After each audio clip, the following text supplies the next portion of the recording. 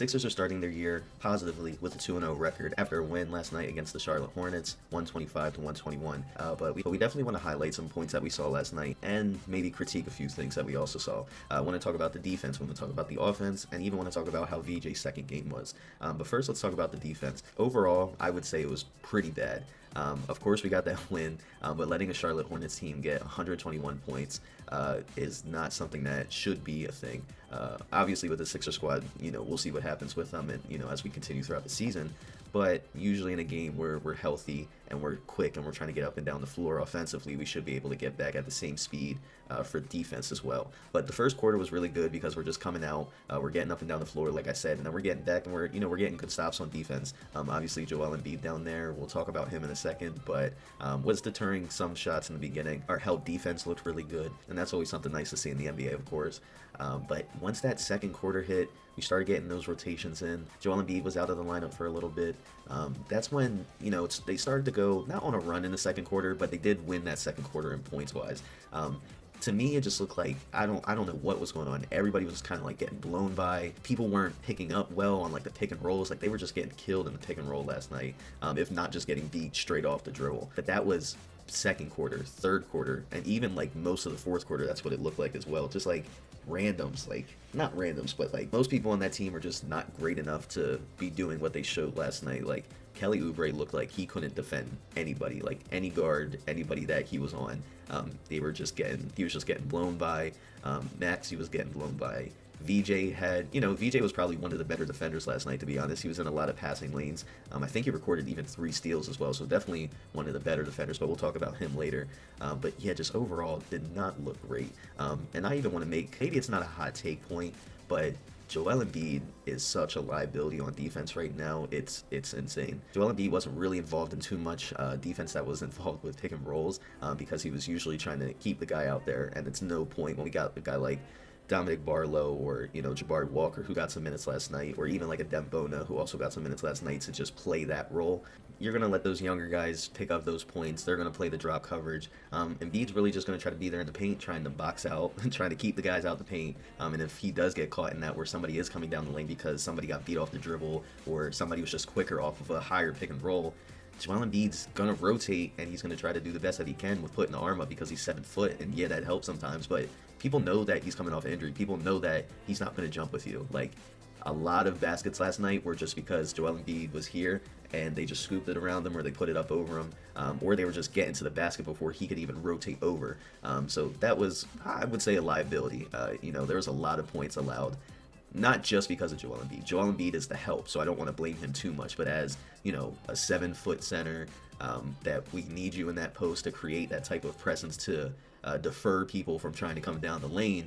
It didn't really look like that last night. And against a team like the Charlotte Hornets, that's concerning because we go up against teams like, I don't want to say just like, popular teams, but like the Lakers with a more athletic DeAndre Ayton, the Denver Nuggets with a Jokic, even a more athletic big like Bam Adebayo with Miami. Just those types of guys, like, yeah, you're going to just be trying to box out and put your hands up most of the time. And those little guards, if we just get beat off the dribble, we just get beat off the dribble. So it's a 50-50, but we'll have to see how that plays out. On the other end, when it wasn't just Joel Embiid, it was mostly every other player. What I saw last night was Maxey and Kelly Oubre a lot getting caught off the dribble, or just getting a lot involved in a lot of pick and rolls. We were just not able to like jam anybody up on those. I don't know if it was a understanding on some people we switch, some people we stay home. I don't know what Nick Nurse was trying to do, but we're going to talk about that with the offense as well.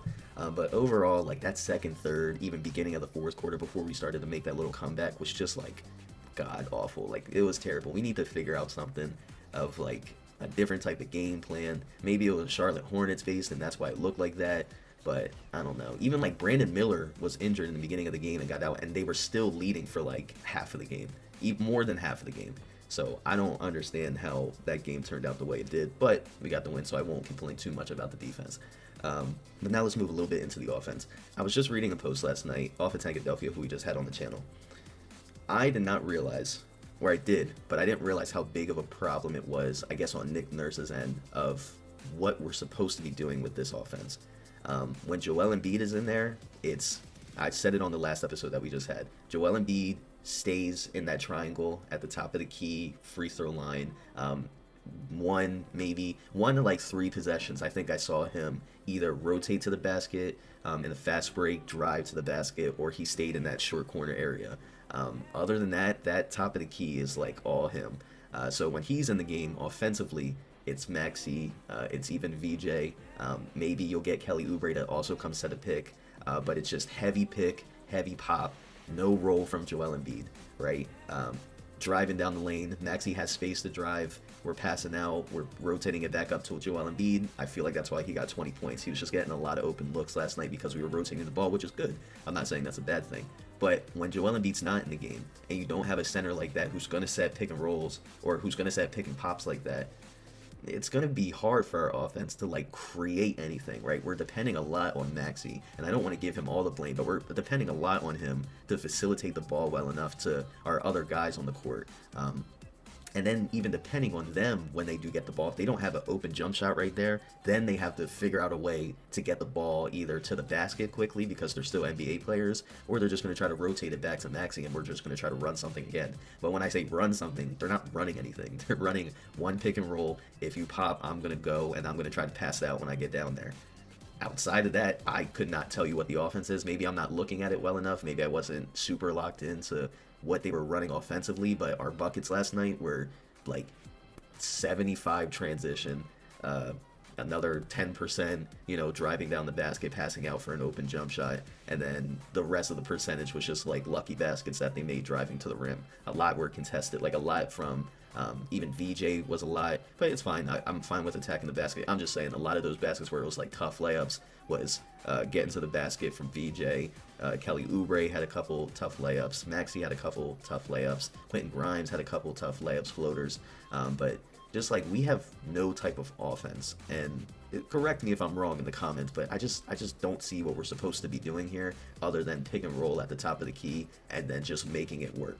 Like outside of that, when it's good, it's it's rolling. When it was the first quarter, we were up by 10, maybe even more than that, because we're just getting out, we're pushing the pace. We got young guards, we got young people that can get off the floor and make those transition buckets easy. But when it starts to slow the game down, we have no type of half-court offense. So that's definitely going to be something that needs to be a concern. But I'm just going to blame Nick Nurse for this because it's continuous reps of the same thing that, yes, it worked because we're 2-0. But we're going up against a beat-up Celtics team and then a not-so-good Charlotte Hornets team that also lost Brandon Miller 10 minutes into the game. When we go up against a good team, we're going to need to see something different, Nick. We're not going to... Nobody wants to continue seeing Joel Embiid just setting a pick and pop and then him, being 50-50 from the three if he gets the ball back, or Maxi getting down the lane and trying to make a tough layup, or Kelly Oubre in the corner trying to hit a three, right? I know we haven't talked a lot about Paul George coming back too, but... maybe that helps the flow of this offense. Maybe once he comes back, then we're maybe running a couple more things. Maybe we're trying to run actions for Paul George because we don't want to disrespect too much of he's a bum that can't play. Yeah, we're going to have to run some stuff.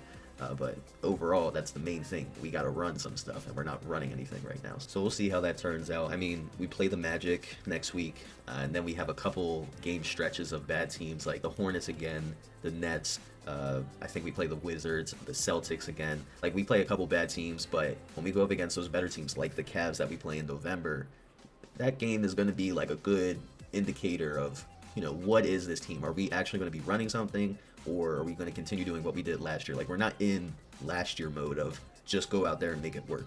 We got to start running stuff for our guys. If we do end up being healthy towards postseason, if we are able to make that playoff push, we're going to have something that we run. And yes, I'm complaining 2 games into the season, but last night wasn't a great showing, and winning a game 117 to 116 against a beat-up Celtics squad is not great. And then a 125 to 121 win, which would have been a closer game if we weren't getting fouled towards the end and just getting our free throws, is also not a good game. It's 2-0, so I'm not going to say too much about it, but we're going to see it eventually of when it crumbles. And it might be our next game against the Orlando Magic when we actually see that. So we'll definitely come back and talk about that eventually. But for our last point here, I just want to talk about how we looked overall statistics-wise. So I just got everything pulled up. Of course, VJ Edgecombe, 15 points, 8 assists, 6 rebounds. I would say as a basketball fan that is invested into the sport, this is still a good game. This is still almost as good as his 34-point game that he had against the Celtics. So I'm definitely not mad about that. We like seeing him move the ball around. We like seeing him attack the rim still 15 shots. And we like seeing him be in there and try to get those rebounds too.